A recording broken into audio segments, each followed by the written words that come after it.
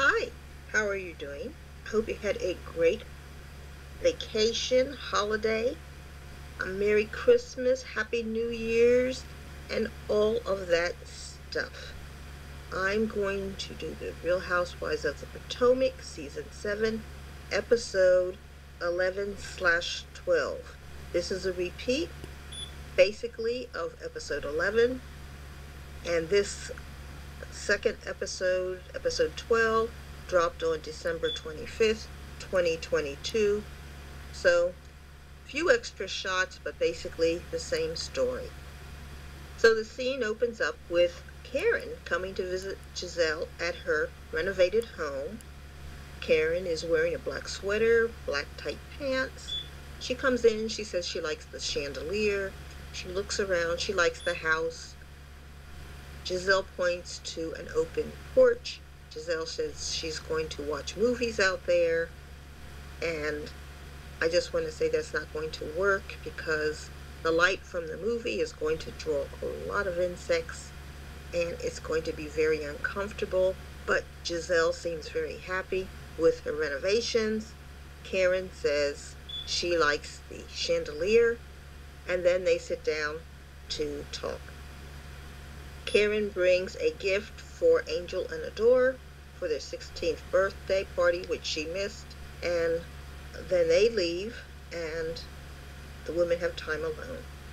Giselle asks Karen what's her show going to be like. Karen says it's something like you would see in Bloomingdale's. There's going to be food, drinks, there's going to be some entertainment, and question and answer. Giselle is confused.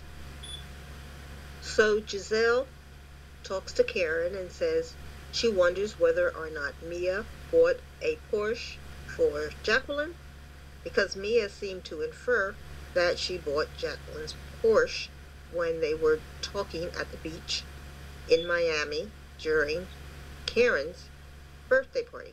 She also questioned whether or not Jacqueline and Mia had threesomes, because Mia said that in the past she and Jacqueline had shared a male. When Mia thought she was getting such great sex, she wanted Jacqueline to experience it too. And Giselle says, well, if they did that in the past, they're probably still doing it now. So that question's left up in the air. Next we see Wendy and her husband going to the emergency room. She's having kidney stone pain. They give her IV fluids.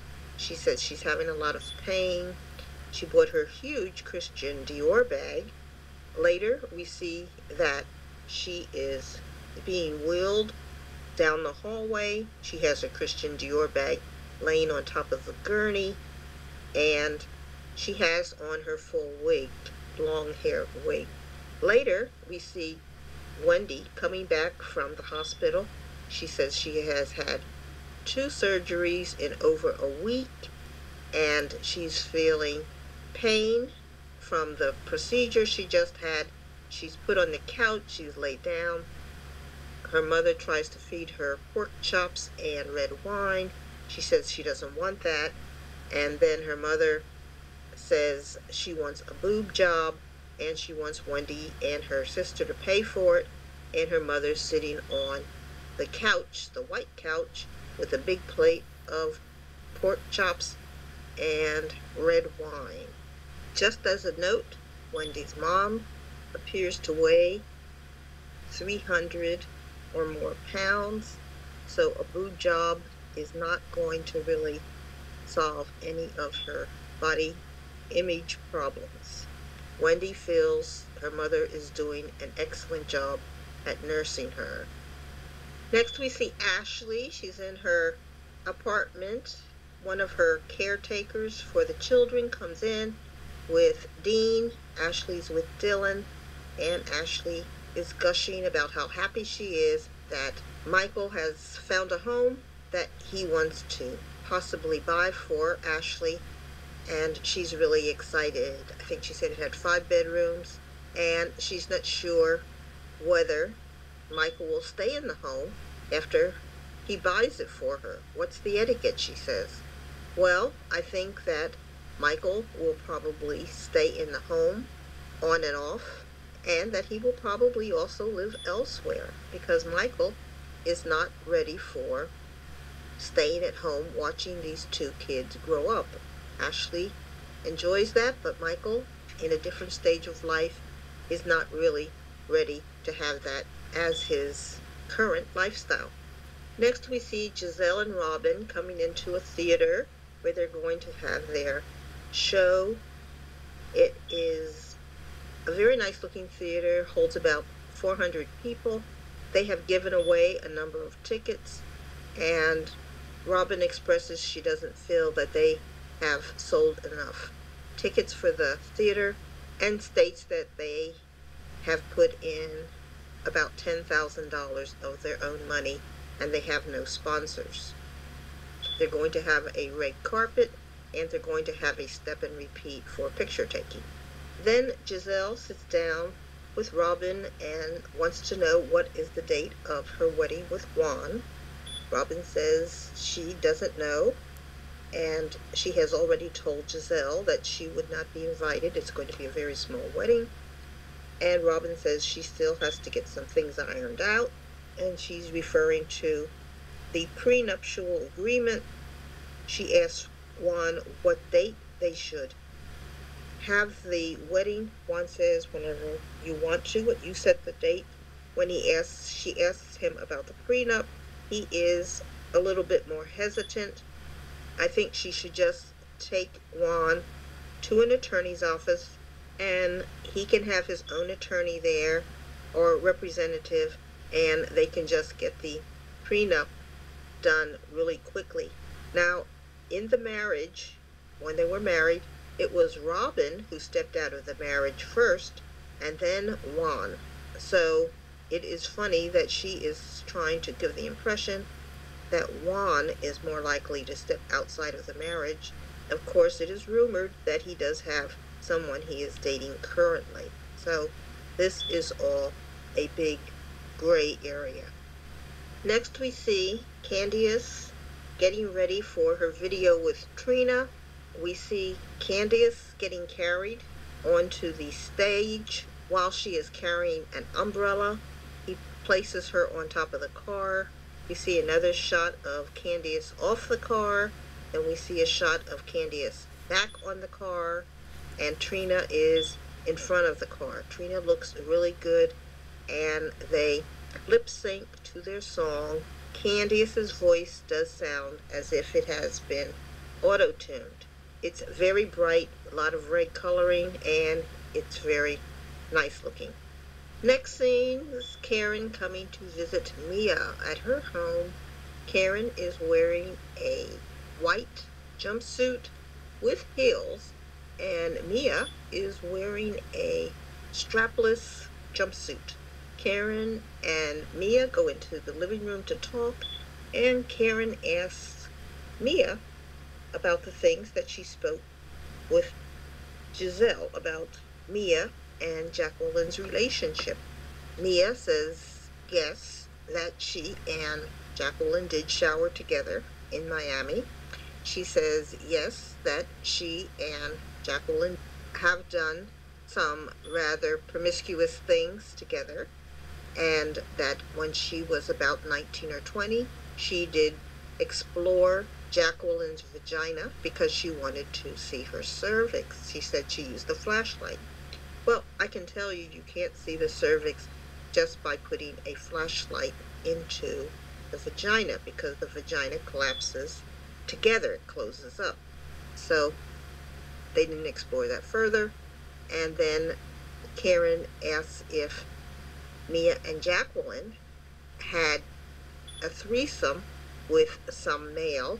Mia says yes, and then Karen asks if it was Peter, which I don't believe it was Peter because I can't believe that Mia and Jacqueline would be interested in having sex with Peter. And then Karen asks Mia if she and Gordon have had sex with a third party. And she says, was it Peter? Mia says, yes, they have had sex with another person. but it was Peter's girlfriend. And then Karen said, I knew it. And Mia laughs. But Mia says Peter's girlfriend was with Mia and Gordon before she was with Peter. So it wasn't as depicted that it was while she was with Peter that she got with Gordon and Mia. The next scene is the theater for the reasonably shady show. They have a step and repeat, and we see the people in front of a picture of Giselle and Robin, and they're getting the pictures taken, and everyone goes to sit down. Everyone is there from the show except for Candice and Wendy. We see Juan is there with the two sons, and the people from the show are placed in a slightly raised area in the back of the theater, and Karen is taking pictures to document everything. The theater had a lot of empty seats. I would estimate that approximately 100 or so people came to the show, and the theater holds 400. Then we see the host come out and introduces Robin incorrectly. He calls her Robin Bryant. Then he corrects himself and says Giselle Bryant and Robin Dixon. So Giselle and Robin come down the aisles. Robin is dressed all in black. Robin has on an orange jacket, and it looks like jeans. Her hair is in a sort of ponytail. She looks like she really didn't dress up for the event, which is, I think, pretty sad. First, there's a segment called Is It Reasonable or Is It Shady? They call Juan down, and the question is it reasonable while the wife is sleeping for the husband to come into the bedroom and start vacuuming? So Juan says, what time are we talking about? Is it 6:30 or is it 11 a.m.? Robin doesn't answer. Everybody laughs, and Juan leaves the stage. Then they call Ashley Darby down, and she does a few old-fashioned TikTok dances, like the Cabbage Patch Doll and the Dougie. Karen and her husband say they're bored, and he leaves the theater for a while. Other dances that they do include the Running Man, the Roger Rabbit, the It's Going Down Young Jock, the Snap Yo Fingers, the Juju, the Show Money Dance, the Harlem Shake, and the I Bay Bay. Then comes the question and answer period. The first question is for Robin and Juan. When is the wedding? Robin gives the side eye to Giselle, and this is a question she should have been prepared for because it's really the only question that people have for Robin. Robin says stay tuned. Then they wrap up the show. They have a period when people can come up, stand next to them, take pictures, and the audience leaves. And at this point, Giselle corners Jacqueline and starts asking questions about their sex lives. Robin claims she profited about $14,000 from the show. That seems pretty impossible, but that's what Robin said during the show. So Giselle and Jacqueline are talking, and Giselle is asking about the Porsche. Jacqueline says she makes her own coins, indicating that she bought her own Porsche. Then Giselle asks about the threesome because Mia said that she liked to watch, and so she said that she would sit in the corner and she watched Jacqueline and this man have sex. And Jacqueline says, well, you have to ask Mia about that. Charisse and Ashley are joining Giselle in this conversation. Robin says to Mia on another part of the theater that she's sorry she missed the opening of the joint. Mia says, that's all right, I got another opening coming up in a few months. And she laughs. So Mia says watching is like going to a concert versus watching a music video on TV. Then the girls get into the what ifs. What if you slept with Gordon? Jacqueline says Gordon is not for me. What if you were attracted to Gordon? And it goes on like that. And Mia's laughing, but it just seems a little too intrusive considering there are no firm answers coming out and a lot of hypotheticals. Jacqueline asks Giselle, do you really think there's more to it? And there's some suspenseful music, and that's basically where it ends. So it was a very boring episode, but what do you think? Like and subscribe. Talk to you later. Bye.